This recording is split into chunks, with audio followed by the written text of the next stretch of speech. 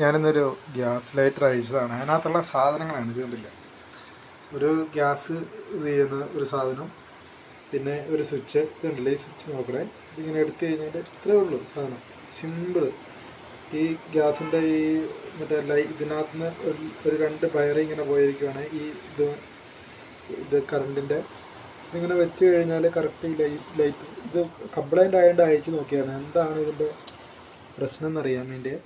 അന്നേരം പ്രശ്നങ്ങൾ എന്ന് പറഞ്ഞാൽ ചെറിയൊരു പ്രശ്നമുള്ളൂ. ഈ സാധനം കറക്റ്റ് ഇങ്ങനെ ഇതിൻ്റെ ഉള്ളിലേക്ക് കയറി ഇരിക്കാഞ്ഞതുകൊണ്ട് ഉണ്ടായ ഒരു പ്രശ്നമാണ്.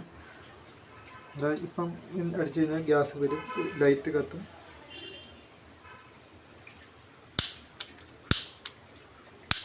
കത്തുന്നില്ല. ഇത് ഫിറ്റ് ചെയ്ത് കറക്റ്റ് നേരെ ആയാലേ കത്തുള്ളൂ.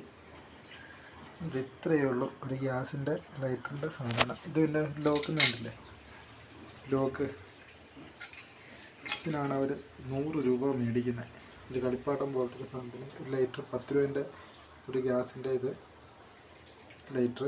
അതിൻ്റെ അടുത്ത് ഇങ്ങനെ എത്ര ഒരു സാധനം വെക്കുന്നതിനാണ് അവർ 100 രൂപ 120 രൂപ മേടിക്കുന്നത്. അത് ഗ്യാസ് നിറയ്ക്കുന്നതും കാണിച്ചു തരാം കേട്ടോ. ഇപ്പം ഇത് ഫിറ്റ് ചെയ്ത് കഴിഞ്ഞാൽ ഇതുണ്ട്. ഇപ്പം അടിക്കുമ്പോൾ കണ്ടോ, ഇതാണ് ഇത് കറക്റ്റ്. ഇതെങ്ങനെയാണ് ഗ്യാസ് നിറയ്ക്കുന്നതെന്ന് നമുക്ക് കാണാം.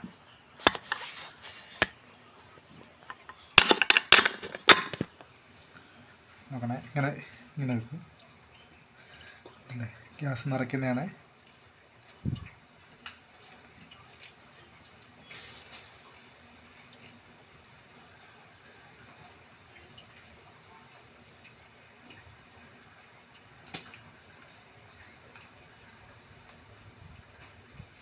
ഇച്ചിരി കൂടെ നിറയാനുണ്ട് ഗ്യാസ്. നമ്മൾ ഗ്യാസ് നിറയ്ക്കുന്നുണ്ടല്ലേ ഇങ്ങനെ.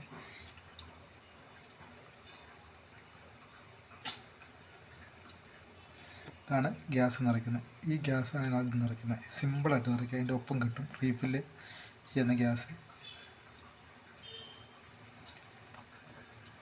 ഇത് പൈസ കൂടുതലാണ്, പക്ഷേ ഇതിൽ വില കുറഞ്ഞ സാധനം വേറെ ഉണ്ട്. 55 ഗ്രാമാണ് ഉള്ളത്. അതിനാണ് 100 ml. 100 ml വില എത്രയാണെന്നറിയോ?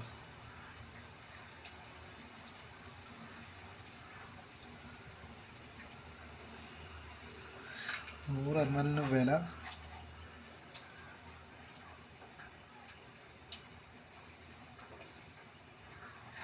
200 സംതിങ് കാണിക്കുന്നത്.